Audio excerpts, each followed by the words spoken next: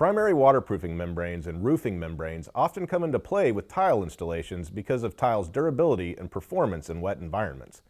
A waterproofing membrane is considered to be primary when it's the layer in an assembly of construction products that's responsible for creating a continuous and watertight installation. Products such as MAPEI Aqua Defense and MAPEI Turbo are suitable for use as a primary waterproofing membrane in certain interior shower applications, but not for use as a primary waterproofing membrane in exterior applications over occupied space. This is an important distinction because exterior applications over occupied space require a primary waterproofing layer that's considered a roofing membrane. Products like Planasil CR1 and Planasil Membrane SA are often used in these types of applications, which commonly include balconies and roof decks.